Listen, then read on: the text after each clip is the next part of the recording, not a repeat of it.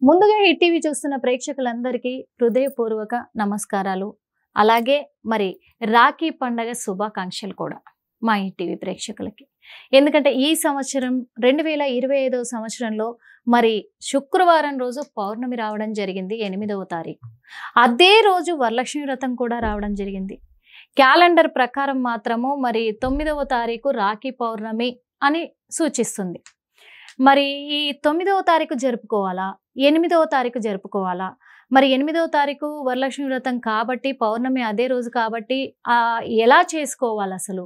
9వ తారీఖు క్యాలెండర్ ప్రకారము మరి రాఖీ పౌర్ణమి ఇచ్చారు. చేసుకుంటే అంటే ఏ టైం వరకు చేసుకోవాలి? ఆ రోజు పౌర్ణమి ఉంటుందా లేదా?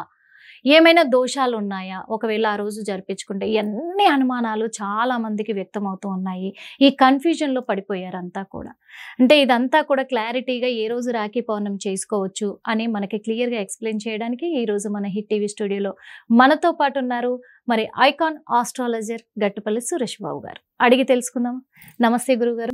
జై శ్రీమన్నారాయణ. ముందుగా రాఖీ పౌర్ణమి శుభాకాంక్షలు మీకు కూడా. మీకు కూడా, మీకు మీ బ్రదర్స్ అందరికి రాఖీ పౌర్ణమి శుభాకాంక్షలు. తప్పకుండా అండి. Thank you so much. మరి రాఖీ పండగ అంటే ప్రత్యేకమైన రోజు, ఒక రోజు రాఖీ పౌర్ణమి అని క్యాలెండర్లో కానీ పంచాంగం ప్రకారం కానీ చెప్పుకుంటూ ఉంటారు. ఈ సంవత్సరం ఏంటంటే కన్ఫ్యూజన్లో పడిపోయారు ప్రజలందరూ కూడా. ఏ రోజు రాఖీ పండగ చేసుకోవాలి? ఇప్పుడు ఆగస్టు మాసంలో 8వ తారీఖు పౌర్ణమి వచ్చింది. పౌర్ణమి రోజే రాఖీ పండుగ జరిపించుకోవాలి అని చెప్పేసి చాలా మందికి కూడా ఒక నమ్మకం ఉంటుంది.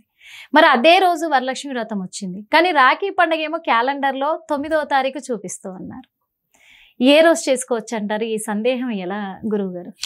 అక్కడ ముఖ్యంగా ఏంటంటే శుక్రవారం రోజున చాలా పండుగలు ఉన్నాయి. అందువల్ల క్యాలెండర్ కాలమ్స్ లేక 9వ తారీఖు అని మార్చారు. కాలమ్స్ లేక మార్చారా? 8వ తారీఖు కాలం అయిపోయింది, అందుకని 9వ తారీఖు అని మార్చారు. దానివల్ల క్యాలెండర్లో 9వ తారీఖు రాఖీ అని ఉంటుంది. అంటే మరి ఏ రోజు జరుపుకోవాలి అసలు? ఇక్కడ ఏంటంటే మన తెలుగు సాంప్రదాయ ప్రకారంగా మనకు పూర్వీకుల నుంచి వచ్చేటువంటిది ఏంటంటే కొన్ని పండుగలు సూర్యోదయానికి ఏదైతే తిథి ఉంటుందో దాన్ని చేసేటువంటి విధానాలు అయితే ఉన్నాయి కొన్ని. అందుకని పౌర్ణమి 8వ తారీఖు వచ్చినప్పటికీ సాయంత్రం వచ్చింది. అందుకని సూర్యోదయానికి పౌర్ణమి ఉంటుంది కాబట్టి 9వ తారీఖు కూడా సూర్యోదయానికి పౌర్ణమి ఉన్నది. అందుకని 9వ తారీఖు శనివారం రోజున, ఆగస్టు 9 శనివారం రోజునే రాఖీ పండుగ అనేది జరుపుకోవడం అనేది ఆనవాయితీగా వస్తుంది. పౌర్ణమి రోజు చేయాలి కాబట్టి రాఖీ పౌర్ణమి రోజే ఉంటుంది కాబట్టి 9వ తారీఖు ఆగస్టు నెల 2025. అందుకని సూర్యోదయానికి ఈ యొక్క పౌర్ణమి ఉంది కాబట్టి ఆ 9వ తారీఖునే రాఖీ పౌర్ణమి. అంటే ఆ రోజు ఉదయం ఉంది. ఎన్ని గంటల వరకు ఉంటుంది? 12:45 వరకు పౌర్ణమి ఉంటుంది. ఇప్పుడు శనివారం 9వ తారీఖు ఆగస్టు నెల 2025 సంవత్సరం మధ్యాహ్నం 12:45 వరకు కూడా పౌర్ణమి గడియలు అయితే ఉన్నాయి. ముఖ్యంగా ఆ రోజు శనివారం అవడంతో రాహుకాలం ఉదయం 9 గంటల నుంచి 10:30 అంటే 10:30 వరకు రాహుకాలం ఉంది. ఈ రాహుకాల సమయంలో ఈ 1.5 గంట పాటు రాఖీలు అనేది కట్టడానికి అంతగా భారీగా తీసుకోవచ్చు. ఎందుకంటే రాహుకాలంలో రాఖీ కట్టడం ద్వారా ఆ కట్టినటువంటి స్త్రీ ఎవరైతే ఉన్నారో, అన్నా చెల్లెలు కావచ్చు, అక్క చెల్లెలు కావచ్చు, ఎవరైతే రాఖీ కడతారో వారి మధ్యన బాంధవ్యం అనేది పూర్తిగా దూరమయ్యేలా ఉంటుంది. అది దోషం కింద పరిగణనలో తీసుకోవాలి. కాబట్టి ఏ అన్నయ్యకైనా తమ్ముడికైనా సరే రాఖీ అనేది ఉదయం 9 నుంచి 10:30 లోపు అయితే కట్టకూడదు. ఈ యొక్క 1.5 గంట పాటు కట్టకుండా ఉంటే మంచిది. ఇకపోతే ఉదయం సూర్యోదయం నుంచి 9 గంటల ఉదయం 9 గంటల లోపు సమయంలో రాఖీలు కట్టుకోవచ్చు. మరలా ఉదయం 10:30 తర్వాత 12:45 వరకు కూడా రాఖీలు కట్టుకోవచ్చు. ఇక దీంట్లో వేరే ముహూర్తాలు దుర్ముహూర్తాలు ఏమీ లేవు. ఉన్నా కూడా పెద్దగా మనం పరిగణన తీసుకోవడానికి అవసరం లేదు. దుర్ముహూర్తం ఉన్నది 11:20 నుంచి 12:03 దుర్ముహూర్తం ఉంది. కానీ రాఖీ కట్టుకోవచ్చు. ఈ రాఖీ కట్టకూడనటువంటి సమయం ఏంటి అంటే ఉదయం 9 నుంచి ఉదయం 10:30 సమయం వరకు ఈ 1.5 గంట పాటు రాహుకాలంలో ఉంటాం కాబట్టి రాఖీ అనేది కట్టకూడదు. అంటే చాలా మంది దూర ప్రాంతాల నుంచి వచ్చి కడుతూ ఉంటారు గురువుగారు. మరి వాళ్ళకి టైం కూడా మనకు మధ్యాహ్నం శుక్రవారం రోజు కట్టుకోవచ్చు. ఆ రోజు పౌర్ణమి గడియలు దాటిపోయినప్పటికీ పాడ్యంలో ఉన్నప్పటికీ రాఖీ కట్టుకోవచ్చు. సాయంత్రం 5 గంటల వరకు కూడా రాఖీ కట్టుకోవచ్చు. ఆ ఇబ్బంది అయితే ఏం లేదు. పౌర్ణమి రోజే కట్టాలనేది ఏం లేదు, ఏ రోజైనా కట్టుకోవచ్చు. అన్నదమ్ముల మధ్యన రాఖీ కడితేనే బంధవ్యం ఉంటుంది అనేది కాదు, అది మన సాంప్రదాయ ప్రకారంగా వస్తుంది. అంతేగాని రాఖీ కట్టకపోవడం వలన ఏదో బాంధవ్యాలు తెగిపోతాయి అనేది లేదు. మనసులో ఉండాలి అంతే, భావన ఉండాలి. ఆ రోజున ఇప్పుడు 1వ తారీఖు జనవరి 1న వెంకటేశ్వర స్వామి గుడిలో కిలోమీటర్ల మేర దర్శనానికి జనాలు ఉంటారు. తర్వాత దేవుడు అతనే ఉంటాడు కదండి, తర్వాత చూసిన పాపాన పోరు జనాలు. అంటే ఆ రోజున కట్టుకుంటే ప్రాసిద్ధిని, అంతేకాని ఆచార ప్రకారంగా తప్పితే ఆ రోజు కట్టుకుంటేనే బంధం కలకాలం ఉంటుంది అనేది కాదు. ఓకే, రాఖీ పండుగ అనేది సాంప్రదాయం బద్ధకంగా చేస్తున్నాం, అంటే సాంప్రదాయబద్ధంగా చేస్తున్నాం కాబట్టి మనము ఈ యొక్క రాఖీ పండుగ సాంప్రదాయంగా చేస్తున్నాం కాబట్టి కుదిరిన వారు మాత్రమే చేసుకోవచ్చు. ఇకపోతే ఆగస్టు మాసంలో అయితే ఈ యొక్క 2020 సంవత్సరం ఆగస్టు 9వ తారీఖు శనివారం రోజు మాత్రమే రాఖీ పౌర్ణమి చేసుకునే విధానం అయితే ఉంది. ముందుగా కావాలనుకున్న వారు, కుదరని వారు ముందైనా కట్టుకోవచ్చు శుక్రవారం రోజున, తర్వాత రోజు అదే రోజునైనా తర్వాతైనా కట్టుకోవచ్చు. ఆ ఒక గంటన్నర సమయం మాత్రం కట్టుకోకుండా ఉంటే సరిపోతుంది. ఇది రాఖీ పౌర్ణమి. ఇకపోతే ప్రత్యేకత, ఈ రాఖీ కట్టడానికి గల ప్రత్యేకత ఏంటంటే కనుక మనం పురాణాల్లో తీసుకున్నట్లయితే కృష్ణుని యొక్క కాలంలో కూడా, ద్రౌపదయుగంలో కూడా రాఖీ పౌర్ణమి అనేది బంధన కట్టుకునే విధానం ఉంటుంది. కృష్ణుడు వారు పెళ్లి సంబంధాన్ని చూసానికి వెళ్ళినప్పుడు అర్జున్ వారి ఇంటికి వెళ్ళినప్పుడు కూడా ఈ రాఖీ కట్టి పంపిస్తారన్నమాట చెల్లి. అలానే యుద్ధం సమయంలో కూడా, కురుక్షేత్రం జరిగేటువంటి సమయంలో కూడా కృష్ణుడు ఆయుర్వేదులు అంతా బాగుండాలి అని చెప్పేసి ఎవరైతే వారి చెల్లి ఉన్నారో రాఖీ కట్టి మనం ఈ రోజుల్లో రాఖీ అంటాం, ఆ రోజు రక్షధారణ అంటాం. రక్షధారణ కట్టేసి కంకణ ధారణ, రక్షధారణ ఉంటుంది. ఇది కట్టేసి పంపిస్తారన్నమాట. ఎందుకోసం అంటే దానికి ఒక రీజన్ ఉంది. వారు ఇచ్చినటువంటి వస్తువు కావచ్చు, వారు చూపించినటువంటి దారి కావచ్చు, మీరు ఒకటి గుర్తుపెట్టుకోండి, ఎవరైనా మీ స్నేహితులు కావచ్చు, మీ ఇంట్లో వాళ్ళు కావచ్చు, మీ బర్త్డేకో లేకపోతే ఏదైనా మంచి ఫంక్షన్ అయినప్పుడు ఏదైనా వస్తువు ఇస్తే అది కలకాలం గుర్తుపెట్టుకుంటాం. ఆ వస్తువుని చూస్తే ఆ మనిషి గుర్తొస్తారు మనకి, దానికోసమే కదా వస్తువులు ఇస్తారు. అలానే కంకధారణ చేయడం ద్వారా మనకి ఒకరు ఉన్నారు, వారి కోసం మనం ఏదైనా చేయాలి, లేదా మన కోసం ఆలోచించేవారు ఒకరు ఉన్నారు అనే ఒక భావనలో మనం ఎంత మైండ్ సెట్ లేకపోయినా ఇలా చేయి చూడగానే అరే మా చెల్లి ఉంది అనే ఒక భావన కలుగుతుంది. ఆ భావన కలిగేందుకు, మన ప్రేమను గుర్తు చేసేందుకు మాత్రమే ఈ యొక్క రాఖీ రక్షాబంధన్ అనే ఒక పండగ అనేది నిర్వర్తించడం అనేది జరుగుతుంది. బంధాన్ని, బాధ్యతను గుర్తు చేస్తుంది. అందుకే మైండ్ సరిగా లేని వాళ్ళకి ఒక రబ్బర్ బ్యాండ్ చేతికి వేసుకోమని చెప్తారు. బద్ధకం ఉన్న వారికి, మతిమూర్పు ఉన్న వారికి రబ్బర్ బ్యాండ్ చేతికి వేస్తే గట్టికి కొడితే అది మళ్ళీ పల్స్ పెరుగుతాయి అనమాట. లో బీపీ ఉన్న వాళ్ళు కూడా వాడుకోవచ్చు, గొంతుకు వేసుకోకూడదు, అలా అక్కడ కూడా పల్స్ ఉంటాయి కదా అని చెప్పి చేతికే వేసుకోవాలి. అది ఖచ్చితంగా. కాకపోతే మీరు ఇందాక ఒకటి చెప్పారు గురువు గారు, అంటే ఈ సమయంలో దుర్ముహూర్తంలో మాత్రమే కట్టకూడదు అని చెప్పేసి అన్నారు. కానీ చాలా మందికి దుర్ముహూర్తాలు ఇవి తెలియదు, ఏ టైంలో వస్తుంది, ఏ టైంలో పోతుంది అనేది తెలియకుండా వెళ్ళిపోయి కట్టేసుకుంటూ ఉంటారు. ఇలా ఏమైనా ఈ 2025 సంవత్సరంలో ఈ రాఖీ పౌర్ణమి సందర్భంగా ఏదైనా దోషాలు ఉన్నాయా? ఉంటే ఒకవేళ నివారణ ఏంటంటారు? ఖచ్చితంగా ఇక్కడ ఏంటంటే పరిస్థితి ఎలాగా పరిగణన తీసుకుందంటే కనుక రాహుకాలంలో రాఖీ కట్టుకున్న వాళ్ళకి కోపతాపాలు వస్తాయి. అన్నా తమ్ముల మధ్య కావచ్చు, అక్క తమ్ముల మధ్యన కావచ్చు, చెల్లి అన్నయ్య మధ్యలో కావచ్చు, తగాదాలు అవ్వచ్చు, గొడవలు అవ్వచ్చు, కోట్లాట్లు అవ్వచ్చు, ఎన్నో రకాలటువంటి ఇబ్బందులు అయితే కలుగుతాయి ఖచ్చితంగా. దానికి పరిహారం ఏంటంటే నవగ్రహకి నవధాన్యాలతో అభిషేకం చేసుకోవటం.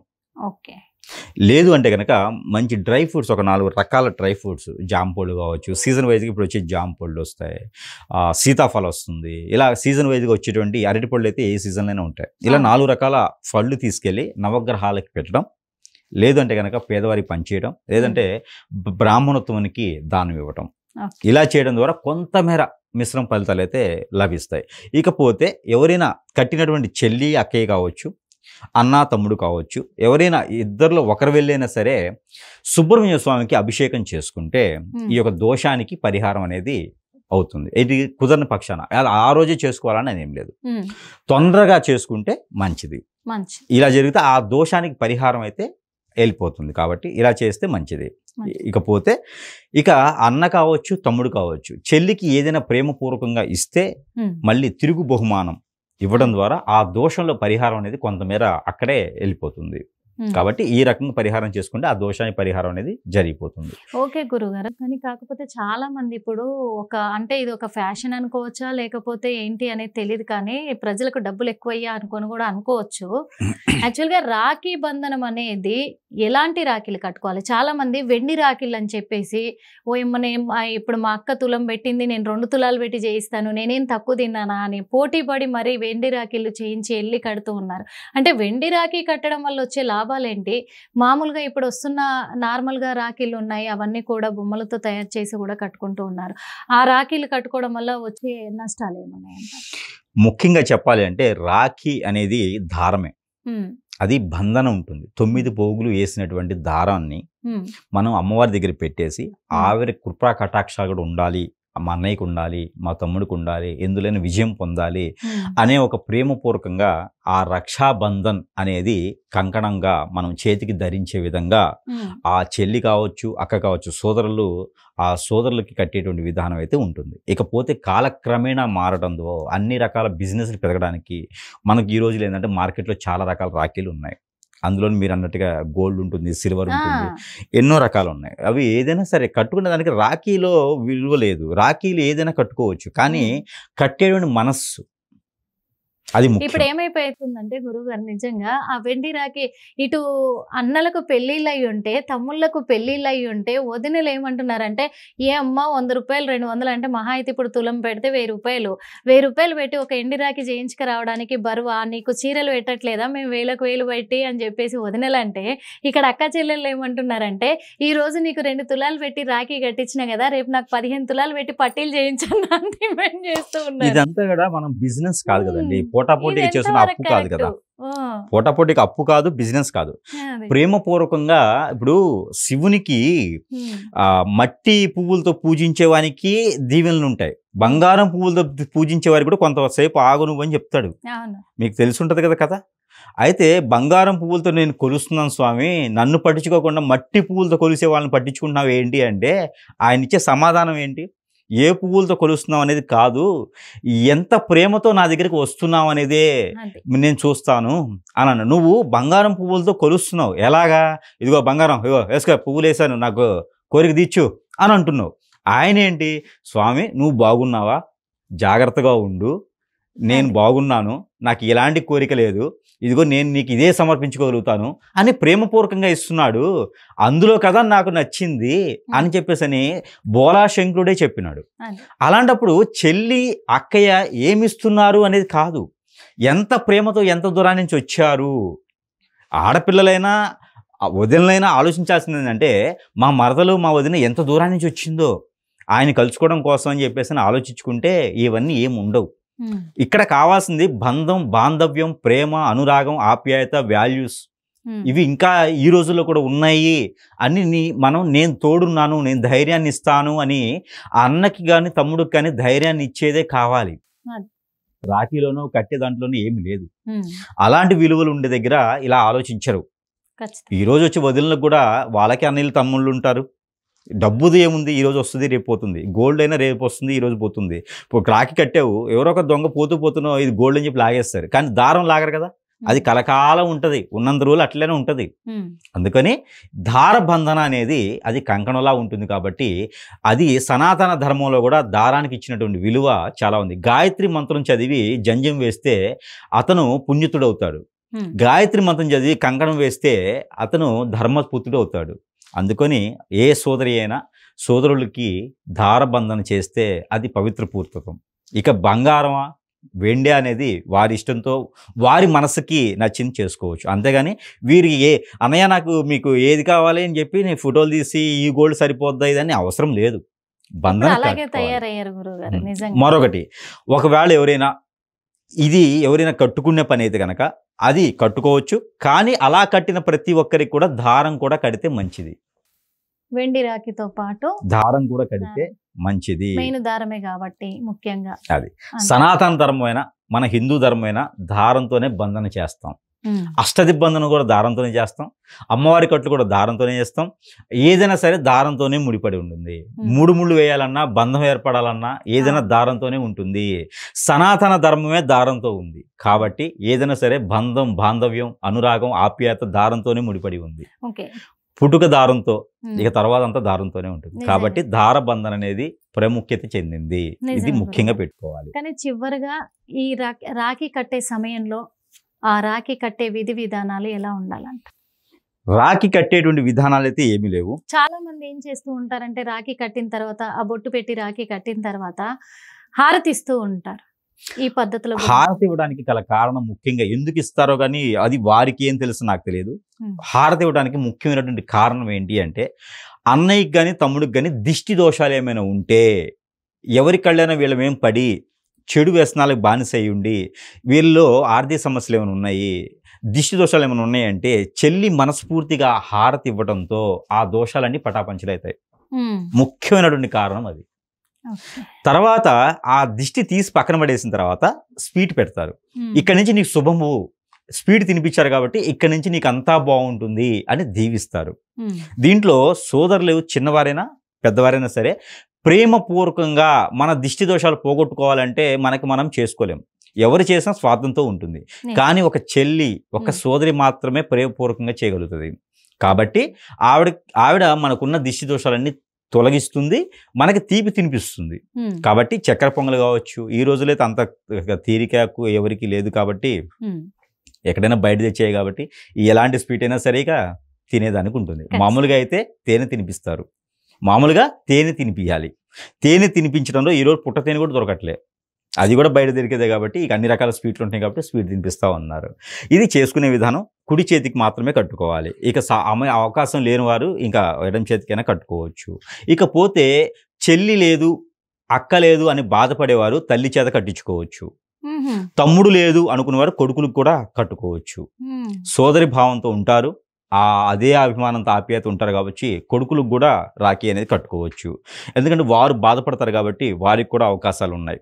కొడుకు కట్టుకోవచ్చు, అలానే తల్లికి కట్టవచ్చు. ఈ విధానం అయితే చేసుకోవచ్చు. అంతేగాని మనకు లేదని బాధపడుకుంటూ ఏదో థియేటర్కి వెళ్ళి కూర్చొని అవసరం లేదు, బార్ షాప్కి వెళ్ళే అవసరం లేదు. ఇంట్లో ఉన్న వారికి కట్టుకుంటే సరిపోతుంది. ఈ విధంగా చేసుకుంటే సరిపోతుంది. ఇది ఉదయం 9 గంటల నుంచి 10 గంటల 30 నిమిషాల వరకు కట్టుకోకుండా ఉండడం వలన మంచి జరుగుతుంది. రాహుకాలం ఉంది కాబట్టి ఇక తర్వాత సమయం అంతా కట్టుకోవచ్చు. థ్యాంక్ యూ సో మచ్ గురువు గారు. మరి చూసారు కదా, రక్షాబంధన్ అనేది కూడా ఈ సంవత్సరం అయితే ఖచ్చితంగా 9వ తారీఖు 12 గంటల 45 నిమిషాల లోపు కట్టేసుకోవచ్చు. ఎందుకంటే అప్పటిదాకా పౌర్ణమి ఉంది. 8వ తారీఖు చేసుకునే వాళ్ళు కూడా చేసుకోవచ్చు, ఎలాంటి దోషం లేదు. కాకపోతే ఆ రాహుకాలంలో మాత్రమే రక్షాబంధన ధారణ మాత్రము చెయ్యకూడదు. ఆ ఒక్కటి చేసినట్లయితే కొంచెం దోషాలు ఉండే అవకాశాలు ఉన్నాయి కాబట్టి ఆ 1 గంట సేపు మాత్రమే మనం రక్షాబంధన ధారణ చేయకుండా ఉంటే మేలు జరుగుతుంది. ఈ రక్షాబంధన అనేది కూడా ప్రాముఖ్యత ఏంటి అనేది చాలా వివరంగా ఎక్స్ప్లెయిన్ చేశారు కదా.